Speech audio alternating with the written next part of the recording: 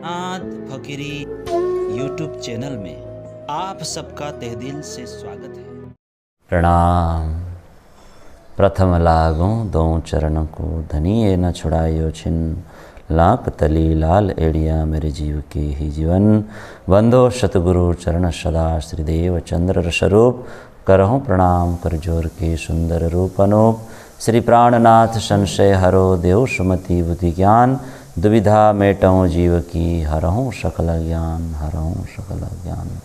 परात्पर पूर्ण ब्रह्म परमात्मा अक्षरातीत धामधनी सभी आचार्य चरण, सभी संत चरण, सभी सुंदर शाह जी को करबद्ध प्रेम प्रणाम। सनंद पत्री बड़ी प्रकरण 41। तुमको देऊं सुख जागनी, साथ जी मेरे आधार। बोलिए, तुमको देऊं सुख जागनी, साथ जी मेरे आधार। भेख धरे जो वासना, भेख धरे जो वासना, छोटे बड़े नर नार, छोटे बड़े नर नार। अपने घर की सारते, और न समझे कोई, और कोई तो समझे, जो कोई दूसरा होए, जो कोई दूसरा होए। श्री जी अंतर हृदय से हम सभी ब्रह्मात्माओं को पुकारते हैं।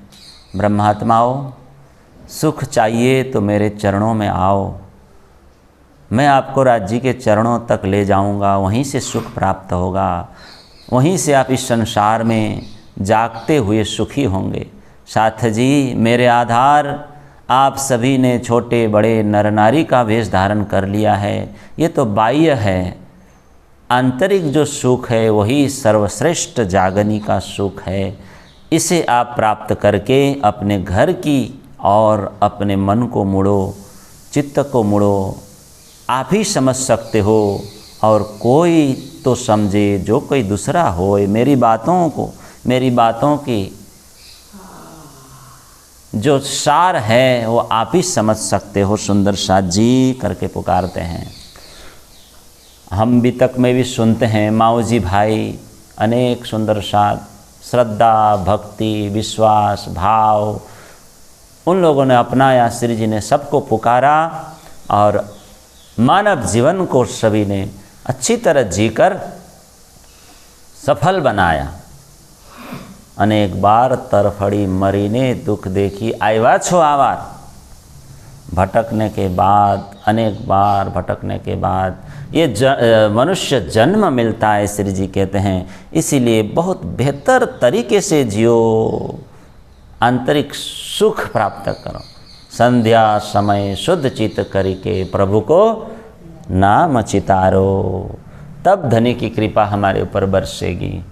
कबीरदास जी ने कहा, अच्छे दिन पाछे गए, गुरु से किया न है, अब पछताया क्या करे, चिड़िया चुग गई खेत। समय बीत जाने पर कुछ हाथ में नहीं आएगा बाबू, कुछ नहीं आएगा। जीवन में लक्ष्य को, हम कल भी लक्ष्य के बारे में विचार रहे थे। लक्ष्य को साधो, साथ सकल तुम याद करो, तुमको देऊं सुख जागनी, साथ जी मेरे आधार। धनी मिले आपन को माया में, जिन भूलो ये अवसर। श्री जी हृदय से पुकार रहे हैं, जिन भूलो ये अवसर जी। सुंदर साथ जी याद करो। किसे याद करो? परम धाम को। धनी के साथ जो बातें हुई थी, जिन जाओ वचन बिसर जी, भूलना नहीं, भजन करते रहो। भजन करने के लिए आए थे, अब नहीं भूलेंगे करके आए थे। और धाम धनी इस संसार में भी सद्गुरु के रूप में आए। इसीलिए कहते हैं ऐसे सुअवसर को आप मत भूलो, सुख देऊं तुमको जागनी। कबीरदास जी ने भी एक सुंदर बात कही है, सुनो। कबीर हरि के नाम बिना नारी कुतिया होए, गली गली भौंकत फिरे टुक न डारे को। कितनी बड़ी बात, कितनी बड़ी बात। देखो, जो परमात्मा को भजते नहीं हैं, जो स्त्री भजती नहीं है, जो परमात्मा की जो भजन नहीं करती जो स्त्री, देखो सुनो, वो अगले जन्म में कुतिया का जीवन प्राप्त करती है, कुतिया का। और गली गली लिखा है, नंगे शरीर वो कुतिया का शरीर प्राप्त करके भटकती है और भूख से बेहाल होती हुई रोती हुई फिरती है।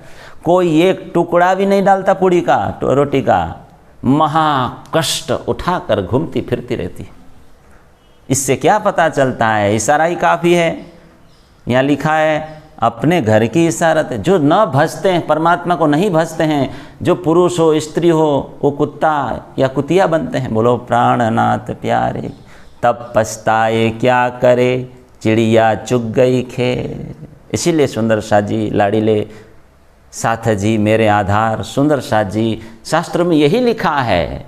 श्री जी कहते हैं भक्ति भजन पुण्य कर्म आदि करो, फिर अपना मोक्ष अपने आप सुधर जाएगा, मोक्ष प्राप्त होगा।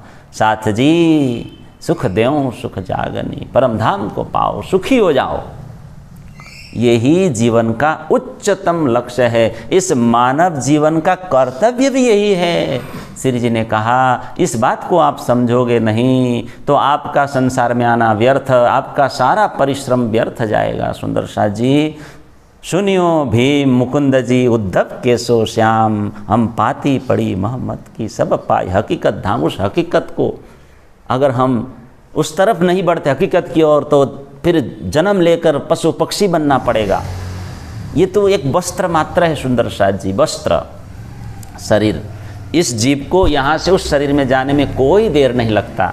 कुत्ता गधा सुअर ये क्षण में बन जाता है, मृत्यु के एक झटके में। इसीलिए परमात्मा का धनी का भजन इसी जीवन में ही हो सकता है। श्री जी कहते हैं सुखी होने का यही तकनीक है। जिस प्रकार सुंदर साथ जी हम पेट तो भरते हैं ना, तो किससे भरते हैं? भोजन से भरते हैं।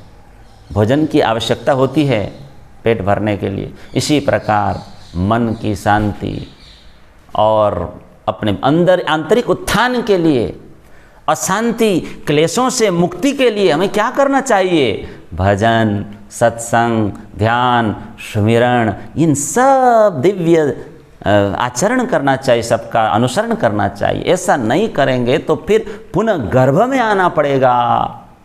जन्म मृत्यु का ये जो है चक्र हमसे नहीं छूटेगा सुंदर साथ जी। अच्छा, जन्म मृत्यु किसके हाथ में है? सब धम धनी के हाथ में है।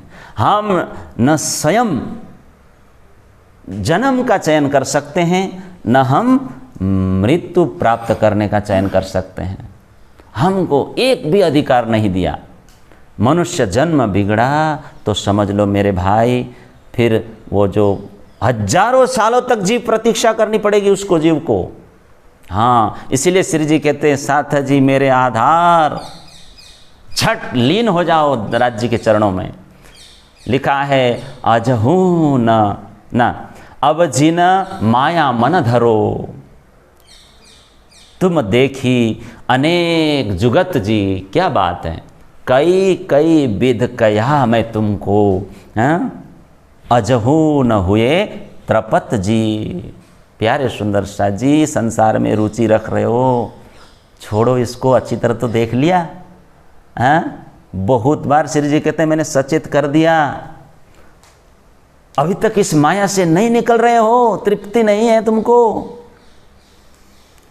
कहा जब लग, एक चौपाई है, जब लग तुम रहो माया में। देखो क्या कहा, जिन खिन छोड़ो रास जी। क्या कहा, 25 पक्ष लीजो धाम के, आगे होए धनी को प्रकाश जी। जब तक इस मायावी संसार में जियोगे तब तक क्या करना है? रास में प्रवेश करो, लीला श्री कृष्ण लीला में प्रवेश करो, ब्रज लीला रास लीला में प्रवेश करो, मत भूलो परम धाम 25 पक्ष को भी हृदय में धारण करो, इन सब चीज़ों को धारण करो, माधुर्य लीला, वो जो प्रगाढ़ प्रेम उसको याद करो। कहने का मतलब प्रेम मार्ग को अपनाओ, 25 पक्ष परम धाम में रमण करो, यही श्री जी ने 2 बात बताई। प्रेम मार्ग को अपनाओ यानी भक्ति को जीवन में धारण करो, है ना। अब तो स्पेशल कहते हैं देव सुख जागनी, स्पेशल सुख प्राप्त करने का समय, तुम चेतो इन अवसर, हैं आयो है हाथ जी, इंद्रावती लागे पाए, सुनो मेरे साथ जी, सुनो प्यारे साथ जी मेरे आधार। देवचंद्र जी महाराज श्रवण भक्ति में कितने लीन थे, विचार तो करो। सत्संग में हमको तो पट्टाई आती है ना, सत्संग में नींद आती है, एकाग्र होकर तल्लीन होकर देवचंद्र जी श्रवण करते थे, नेत्रों से अश्रुधारा बहाकर भागवत कथा श्रवण करते थे। कोई भी कष्ट कसौटी क्यों ना आए, लेकिन निष्ठा को उन्होंने कभी भंग नहीं किया। 14 वर्ष लो निष्ठा बंध, उसके बाद वचन ग्रहे सारी सनंध। आगे कई जप तप किए, जप किए तप किए, व्रत किए नेम, कई जप तप किए व्रत नेम, और क्या किया, सेवा स्वरूप स्नेह अति प्रेम, क्या क्या नहीं किया। नित्य निरंतर हमें भी निष्ठा में रहना है, कसौटी में रहना है। कथा श्रवण में हाय वाय आता है, पटाई आता है, चंचलता मन की है सब। तो धनी श्री देवचंद्र जी महाराज जी ने जप तप सेवा स्नेह शास्त्र साधन कष्ट कसनी इन सब को जीवन में धारण किया। छानबीन शास्त्रों का, धनी को प्रसन्न करने के लिए, परमात्मा को पाने के लिए कुछ भी बाकी नहीं रखा। साथ जी शास्त्र शब्द खोजे कई कष्ट, आहा कई कसनी करी अति अंग, प्रेम सेवा में ना कियो भंग, लिखा है। कई कसौटी करी, आगे दुल्हिन सो कारण हम सब सयन। तो धाम धनी फिर धनी देवचंद्र जी के ऊपर रिझ जाते हैं और प्रत्यक्ष हो जाते हैं। सुनो, जब कृपा के मार्ग में कसौटी आता है, ये निश्चित है। देवचंद्र जी को क्या आया, ज्वर आया, है ना। कब, भादव का महीना था, दूषित ऋतु, तो ज्वर ज़्यादा शरीर में बढ़ गया और लंघन होने लगे। कितने, 4, 6, 10 लंघन बढ़ते गए, भूखे रहने लगे, शरीर दुर्बल हो गया था। देखो शरीर शुक्ल लकड़ी, अशक्त बनता गया शरीर, चलने फिरने की भी ताकत नहीं भाई। श्री देवचंद्र जी में कोई शक्ति नहीं रही।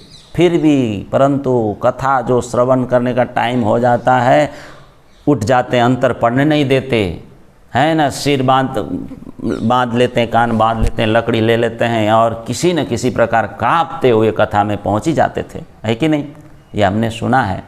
लेकिन क्या हुआ, दिनों दिन जो भूखे रहने से, लंघन बढ़ते जाने से, भूखे प्यासे रहने से और अशक्त हो गए। सभी को चिंता होने लगी, लीलबाई माता को, माता पिता को, और सभी कान्हा से प्रार्थना करते थे कृष्ण से कि जल्दी स्वस्थ हो जाए हमारे देवचंद्र जी। लेकिन ज्वर बढ़ते गया भाई, 22 लंघन हो गए। कितने, 22। हाँ, 22 दिन तक देवचंद्र जी महाराज 40 वर्ष के हो गए, उस अवस्था में पहुँचे। सुनो, देवचंद्र जी महाराज 22 लंघन यानी भोजन नहीं किए, फिर भी देखो उनके अंदर वो धैर्य है, वो छूटा नहीं। बोलो प्राणनाथ प्यारे की, निष्ठा टूटी नहीं, धैर्य छूटा नहीं। वैद्य जी को बुलाया गया कथा में, ये सब सुने हो। नाड़ी देखा, उसके बाद कहा सन्निपात है, सन्निपात का वेग बढ़ा हुआ है बेटे के अंदर, आज इस बेटे को पवन से बचाइए, कुछ दिन बचाइए पवन से, आज तो जाने मत दीजिए, त्रिदोष है। पवन जैसे ही लग जाएगा तो क्या कहा, ये इनका शरीर नहीं रहेगा। और माता कुंवरबाई आकुला कर कहने लगी, क्या कही,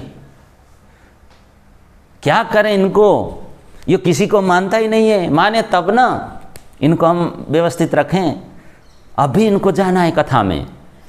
इस प्रकार कुंवरबाई के वचन सुनकर वैद्य जी ने क्या किया, मन में विचारने लगा, मैं इसको दवा तो दे दूंगा लेकिन परहेज नहीं करेंगे तो बचेंगे नहीं। वो दवाई ले लिया। फिर मत्तु मेहता ने कहा, नहीं नहीं नहीं, वैद्य ने दवा ले लिया था, है ना, हाथ से वापस ले ली थी। अब फिर मत्तु मेहता ने क्या कहा, दवा देने का व्यर्थ है ना, अगर जो नियम से नहीं रहते दवा खाने के बाद भी, फिर वो बढ़ जाएगा रोग। फिर मत्तु मेहता जी वैद्य जी को समझाते हैं, कहते हैं प्रभु दवा दीजिए, हम रक्षा करेंगे, मैं इनकी सारी प्रबंध मैं करूँगा, कथा में जाने नहीं दूंगा। इस तरह वैद्य जी को खुश किया, फिर दवा दे दिया। तो ये है देवचंद्र जी महाराज जी की कठोर साधना। तो ये लालदास कृत वितक में हम 6वें प्रकरण में सुनते ही हैं। तो देवचंद्र जी महाराज को ये जो प्रकोप हुआ, सुंदर साथ जी, वैद्य जी आए, वैद्य ने कहा ये जो इनको घर में रखो। तब देवचंद्र जी ने क्या कहा, धर्म राखे तो देह है। इस बात को खूब मनन करना पड़ेगा। और पिताजी ये देह है, ये तो धर्म से ही प्राप्त हुई है, इसका श्रवण भक्ति में, मैं सेवा में, साधना में लगा रहा हूँ, इस शरीर का मैं लगाते रहूँगा, मैं छोड़ूंगा नहीं, कथा छोड़ूंगा नहीं। श्रवण भक्ति के बिना, गुरु सेवा के बिना, श्री देवचंद्र जी कहते हैं इस देह का कोई अर्थ नहीं। पिताजी नहीं, मैं जाऊंगा। पिताजी कहते हैं दे राखे होए धर्म। पिता कहते हैं दे राखे, जब शरीर स्वस्थ रहेगा तभी धर्म सेवा साधना आप कर पाओगे। देवचंद्र जी कहते हैं पिताजी आपकी बात आपके हिसाब से सही है, पर मेरी बुद्धि यही कहते हैं, धर्म कहती है कि धर्म से ही ये देह प्राप्त हुई है, इसलिए मेरी मति कहती है धर्म राखे तो देह है। वो जो काढ़ा था वैद्य ने दिया था, वो देवचंद्र जी ने पी लिया और कान बांध कर कथा में जाने की तैयारी करने लगे। हाथ में लकुटी लिया, चलने लगे। पूरा कर देता हूँ इस कथा को। रूम से बाहर निकलने लगे तो द्वार पिताजी ने बंद कर दिया। माता अंदर थी और मत्तु मेहता बाहर, द्वार के बाहर खड़े रहे। शॉर्टकट में लेते हैं, माता अंदर ही थी। देवचंद्र जी महाराज माता जी को समझाते हैं, माता जी खुलाओ द्वार, मेरी कथा में जाना है, मुझे कथा में लेट हो रही है, आप लोग क्यों रोक रहे हो, वृथा है रोकना, अच्छी बात नहीं है। मेरी आत्मा तो कथा में पहुंच जाएगी, शरीर ढल जाएगी, मात्र ये शरीर यहाँ पड़ा रहेगा, फिर आप रोओगे, चिल्लाओगे। माता कहने लगे नहीं बेटा, तुमको बहुत ज्वर है, ताव है, तुम्हारी बात मैं नहीं मानूंगी। अब क्या था, क्या हुआ, सबको पता है सुंदर साथ जी। देवचंद्र जी महाराज वो जो पीड़ा से, दर्द से, वेदना से असह्य दुखी हुए, उनके हृदय में असह्य दुख हुआ, पीड़ा हुआ। एक तो ज्वर के कारण शरीर अशक्त बन चुका था, और दूसरे कथा श्रवण के विक्षेप में ये दुखी और हुए, और भी विरह अग्नि प्रकट कर दी उसने। देवचंद्र जी उस अग्नि को सहन न कर पाए, जला डाला और चक्कर खा करके जमीन पर देवचंद्र जी गिर पड़े। आकृति बदल गई, शरीर फीका पड़ गया था, पीला पीला पड़ गया था, सफ़ेद हो गया था मुंह। माता ने आवाज़ दिया, खोलो द्वार जल्दी, अनहोनी हो गई। पुकार किया, अंदर आए, उपचार किया, परंतु देवचंद्र जी बोल नहीं पाए, बोल ही नहीं निकला। सब हाथ मलते रह गए, आजू बाजू के सब आए, सब पछताने लगे, क्या हुआ ये। देर के बाद क्या हुआ, मत्तु मेहता ने कांजी भट्ट का नाम लिया। देवचंद्र जी, भट्ट जी बुला रहे हैं, जल्दी चलो, इस प्रकार कान में कहा। तो देवचंद्र जी के दोनों नेत्र खुले और सबके जी में जी आया, सब खुश हो गए। फिर जल्दी से पिता ने हाथ पकड़कर कथा में ले गए। कहाँ ले गए? कथा में। समझ गए मत्तु मेहता जी? क्या समझ गए? इनका तबीयत तो खराब है ना, लेकिन वो कहने लगे, कांजी भट्ट कहने लगे, सारा किस्सा सुनाया, क्या हुआ बच्चे को पूछा। तब मत्तु मेहता ने कहा, श्री कृष्ण परमात्मा ने एक पुत्र दिया था। आहा, कितनी सुंदर बात कही। भट्ट जी, मैं आज इस पुत्र को श्री कृष्ण के चरणों में सौंपने आया हूँ। भट्ट जी को दुख लगा बहुत। कहने लगे, रोज रोज नित्य प्रति कथा श्रवण करने ये आते ही हैं, लेकिन मुझे बीमारी का हाल तो पता ही नहीं, कभी कहा ही नहीं देवचंद्र जी ने। अगर मुझे पता लगता तो मैं आपके घर पे जाके उसको कथा सुनाता। यहाँ पर ले आने की क्या जरूरत है? क्यों कष्ट किया बेचारे को यहाँ लाने का? अब देवचंद्र जी वहाँ पर खड़े हो गए।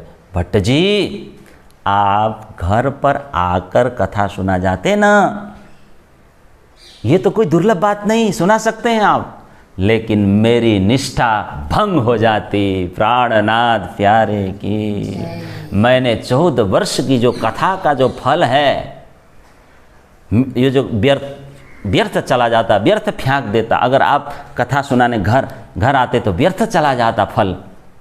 अब मेरा यहाँ आने से निष्ठा जो है पूर्ण बनी रही और मैं कृतार्थ हो गया, कृतकृत्य हो गया। भट्ट जी कृतकृत्य हो गया। भट्ट जी, जिसको प्यास लगती है ना, वो ही सरोवर के पास जाता है, सरोवर उसके पास नहीं आता।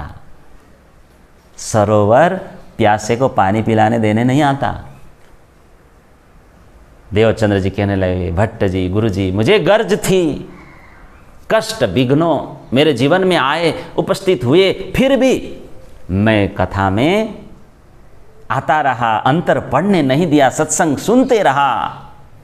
ये सब परमात्मा की कृपा है भट्ट जी, ऊपर वाले की कृपा है।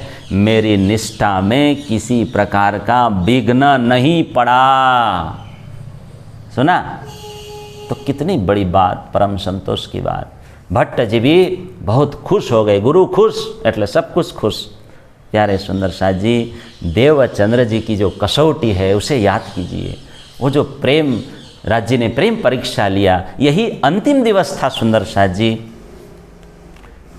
जैसे ही कथा श्रवण कर वो घर को लौटे, गृह को लौटे, तो वो जो ज्वर है एकदम घट जाता है। दूसरे दिन से धीरे धीरे पथ्य लेने लगे, भोजन लेने लगे सुंदर साथ जी। धीरे धीरे वो जो त्रिदोष संपूर्ण रूप से मिट गया। 8-10 दिन के अंदर शरीर बिल्कुल फूल जैसा, पहले जैसा, स्वस्थ जैसा का तैसा हो गया। बोलो प्राणनाथ प्यारे की। अब सब चिंता मिट गई और शरीर में कांति बढ़ने लगी। तो इस प्रकार प्यारे सुंदर साथ जी, श्री देवचंद्र जी महाराज अपने जीवन के कठिन परीक्षा में सफलतापूर्वक पास हुए, उत्तीर्ण हुए। हमें भी इसी प्रकार जीना है, इसी प्रकार धनी के चरणों में लीन होना है। प्रतिदिन की तरह देवचंद्र जी महाराज कथा सुनते थे श्याम जी के मंदिर में और दर्शन पाया और दर्शन पाकर कृतार्थ हो गए। सत्संग चर्चा हो रही थी, ध्यानपूर्वक कथा सुन रहे थे। शॉर्ट एंड स्वीट बता देता हूँ। कांजी भट्ट कथाकार जी कथा सुना रहे हैं, है ना। वो जो वातावरण है भक्तिमय हो गया है। इतने में क्या हुआ, एक अलौकिक घटना घटती है वहाँ पर सुंदर साथ जी। अलौकिक घटना, अचानक लिखा है बिजली की चमक और मेघों की गर्जना होने लगती है वहाँ पर। आकाश ऊपर गूंज उठता है। देवचंद्र जी महाराज देख रहे हैं, ऊपर आकाश की ओर नजर करते हैं देवचंद्र जी महाराज। उस मेघों के बीच देखते हैं रास बिहारी 11 वर्षीय श्री कृष्ण का स्वरूप, सुंदर किशोर स्वरूप वहाँ दिखाई दिया। बोलो प्राणनाथ प्यारे की। वहाँ श्री कृष्ण मंद मंद मुस्करा रहे थे। देवचंद्र जी महाराज ने उस सुंदर स्वरूप देखकर खो गए, देखते ही रह गए। देवचंद्र जी महाराज खो गए, आंखें झपकना ही बंद कर दिया, देखते ही रह गए, एक टक देखते ही रह गए। ऐसा होता है सुंदर साथ जी। सुंदर सागर में सुंदर वर्णन है। जोत चहूँ और को झलके, कोटि कोटि शशि सूरज चलके। जहाँ जोत बिसे घणी पेखे, एक स्वरूप आवतु देखे। हाँ, और स्वरूप तेज पुंज प्रकाशी, नवल स्वरूप किशोर विलासी।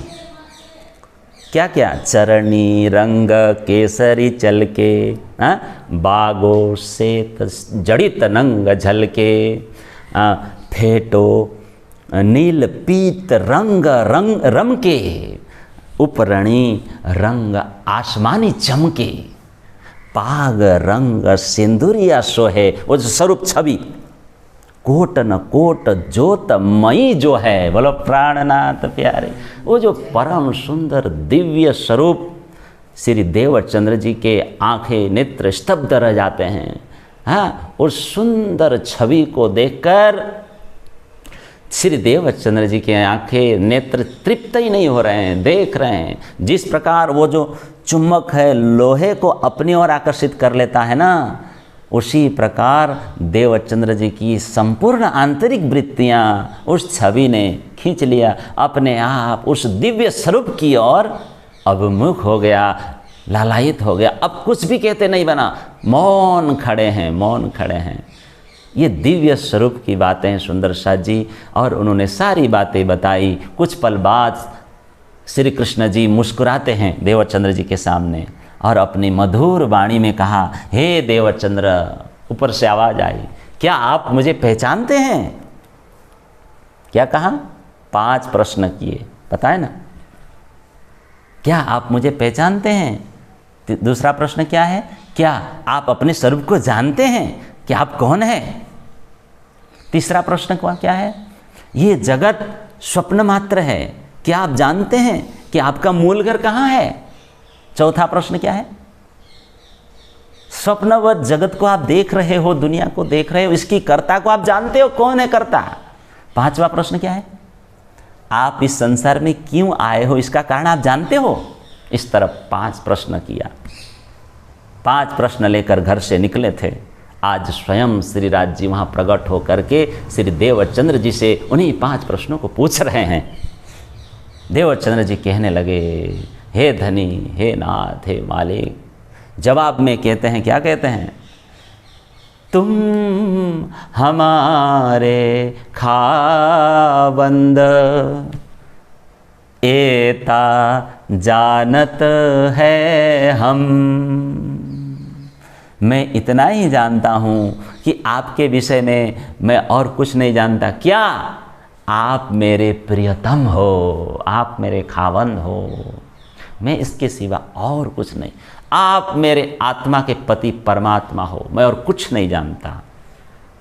प्रभु, मैं कहाँ से आया मैं नहीं जानता, मैं कौन हूँ मैं नहीं जानता, मेरा घर कहाँ है मैं नहीं जानता, ये संसार क्या है मुझे पता नहीं। प्रभु, मैं ये सब कुछ नहीं जानता। प्रभु, मैं और कुछ नहीं जानता। प्रभु, मैं आपसे जानना चाहता हूँ। देखिए, इस तरह शिष्यस्ते हम साधिमाम त्वाम प्रपद्ये। मैं इसी बात को जानने के लिए, यही सब जानने के लिए घर छोड़ा, प्रयत्नशील रहा, आज तक साधना करते रहा। प्रभु, अब आप ही मुझे सब बातें बता दीजिए। प्रभु, सब बातें बता दीजिए। आपके सिवाय मैं और कुछ नहीं जानता। आप मेरे मालिक हो, तुम हमारे खाबन, एता जानते हम। सुंदर साथ जी, अब चर्चा चली तो पूरा ही कर दें। तब श्री कृष्ण बोले, चलो अब हम आपको सब परिचय करा देते हैं, सब पहचान करा देते हैं, सब ज्ञान देते हैं, सब कुछ बता देते हैं। श्री कृष्ण बोले, वार्तालाप हो रही है। कहा, मेरा नाम श्री कृष्ण है, मैं अनादि हूँ, अक्षरातीत हूँ, अविनाशी हूँ। कहते हैं, मेरा कोई आदि नहीं, मेरा कोई अंत नहीं, मैं अक्षरातीत पूर्ण परमात्मा श्री कृष्ण हूँ। मैं अक्षर से परे उस अविनाशी तत्व हूँ, वहाँ रहता हूँ। और आपका नाम देवचंद्र जी सुंदरबाई है। आप अखंड परम धाम से इस जगत का खेल देखने के लिए आई हो।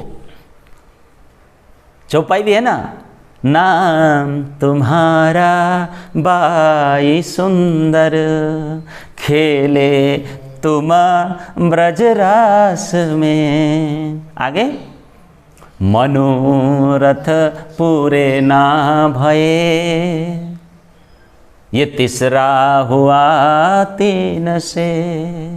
खेल देखने की बाकी थी, इच्छा बाकी थी, इसलिए खेल देखने तुम आई हो।